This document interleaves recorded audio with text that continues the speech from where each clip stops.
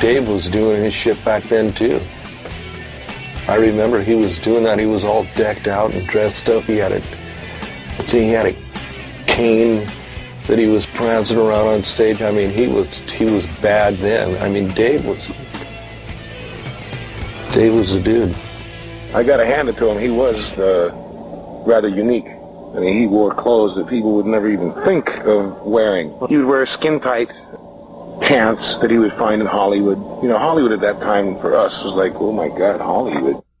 Dave was the frontman to which all other frontmen were measured against. And some people will say the only bad thing about Dave is, well, his range isn't that good. He's not the greatest singer. Well, I don't really care. I just love his voice. His voice sounds cool. Dave, to me, is, the greatest entertainer that ever lived, I mean, he knew how to stroke the audience. He still does. The change came the moment that Roth joined the band. We figured we needed a new name, and it was Roth's idea. And he said, look, Van Halen sounds nice, it's different, it's your last name, and it can be a good band name. And so we decided to go with that. Dave knew right away Edward and Alex were going, they weren't going to back off. And they were awesome musicians. And they had the attitude that, Pasadena is the first stop. I remember at that time going around Pasadena and I was like famous, everybody knew me. They'd always be trying to give us booze and drugs and stuff. It was pretty nuts.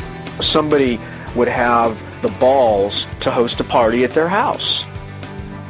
And you'd send out flyers and you'd invite as many people as you could. Well, they were pretty legendary, really. Back then, there was a lot of them. People don't seem to do that anymore, but every weekend there'd be 3 or 4. There'd be a band playing, or, you'd pay $1 to get in, there'd be a keg. I don't know how.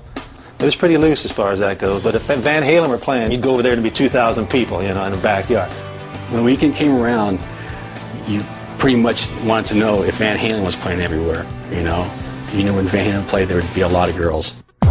They would always try to make the band wait as long as possible because we knew that once the band started, that's when the countdown began.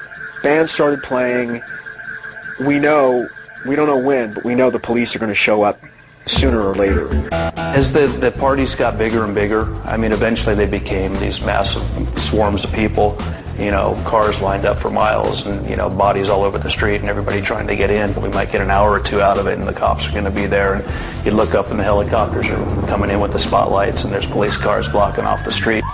Cops came and busted it. There was many cop cars there. The officer told me, this party is so loud and so big. There's so many people in the street and all these cars. We were looking for the party 4 blocks down. I remember one party where outside it got out of hand, and I think somebody actually got shot with a shotgun. It was nuts. If it's your life and your lifestyle, where do you want to eventually end up? Hollywood. They started playing Hollywood, really. Dave was very ambitious, so he knew if you want to get seen by somebody important, you got to play Hollywood, so they kind of focused on that after a while. Early in 1974, Van Halen scored a coveted residency at the rock club Gazzarri's, located on the Sunset Strip in West Hollywood. Landing this gig helped catapult the band out of Pasadena's backyard beer bashes and thrust them headfirst into Tinseltown. We almost became like the house band. And it was funny because after all the years that we played there, I could never figure out why Bill Gazzarri called Dave Van. You'd say, hey, Van, it's a couple extra dollars for you. He never knew that his name was Dave. He thought his name was Van Halen, like in Van Morrison. Gazzarri's was almost its own island, its own scene. No pro bands played at Gazzarri's in any context. It was basically a place for young amateur bands to start out and really try and build their chops and build their talent. Mark Stone was a good bass player, Listen to those tapes I've got. He's got some pretty good chops. Mark, good bass player, just not where his road was leading.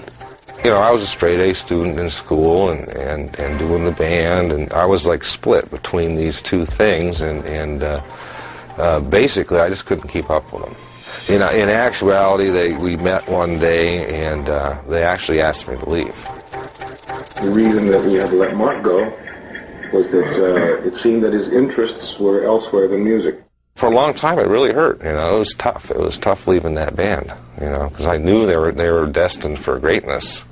And it's just like they say, don't leave before the miracle happens, and I did. The years after high school, from high school to getting discovered, was where everybody tested their mettle. Because to a lot of people, you know, that was the end of the fun road. Now the hard work began. As years go on, you have to kind of choose which direction you're going to go in. And I think that Edward and Alex knew where they were going. Mike Anthony was in a group called Snake. He was a great singer as well. Mike was going to Pasadena College, and I know that he would run into either Alex and Dave, I think. You know, I don't think he actually really knew them, but he knew of them. I'll never forget the night we went to see Mike and his band Snake over at Pasadena High School in the auditorium, and things started happening right then. We were doing a show at a place called Pasadena High School. And lo and behold, the PA blows up. Into the picture steps Michael Anthony, whose band named Snake as a PA, and he offered us the use of his PA. After we got done, Eddie came out and he said, "Dude, where'd you get that bass player, man? Does that fucking guy play guitar?" And I said, "Yeah, he doesn't play guitar, but I mean, he can pick it up and play it." Damn, he is fucking good. He tripped out on Mike, he dug him. He did. I remember he was doing finals in school, and then he called me because he goes, "You know what, I want to talk to you. Let's meet up at the rehearsal room." He goes, "Tony, I want you to listen to this." And I listened to it, and I remember it had 4 cuts on it. It had "Take Your Whiskey Home" on it too, back then. And I was blown away. I was like, this is unreal shit, unreal. And Mike was like, "Dude, they're hitting me up to play in the band. What do you think?" I go, "What are you asking me what the fuck I think for? You got to do what you got to do." And they asked him to audition, and they auditioned him one time and immediately asked him for the job, and he took it. They kind of took the few pieces and put them together of the puzzle, and bam. There was just a whole new presentation. I mean, all of a sudden, it was like, you know, front man. It was a real rock and roll band.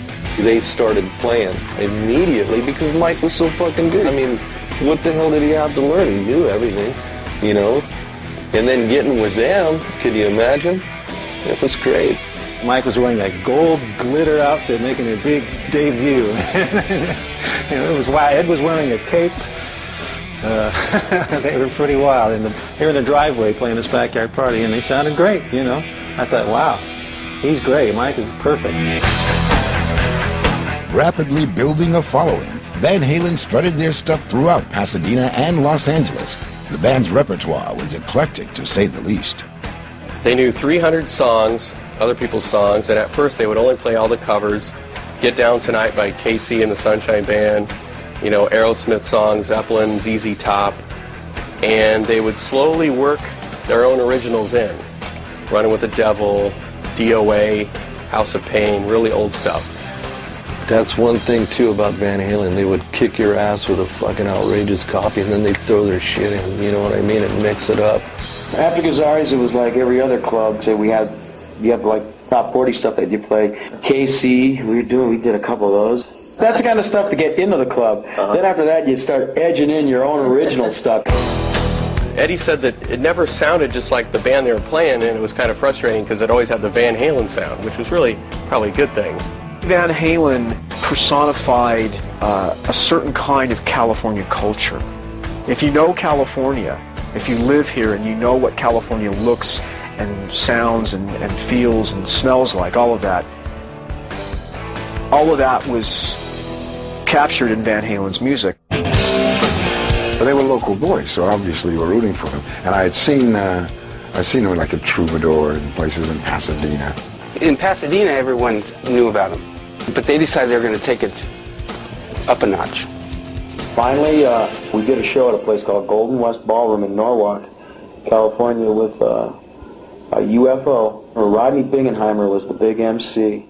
Let's welcome, if you will, from Pasadena, ladies and gentlemen, Van Halen.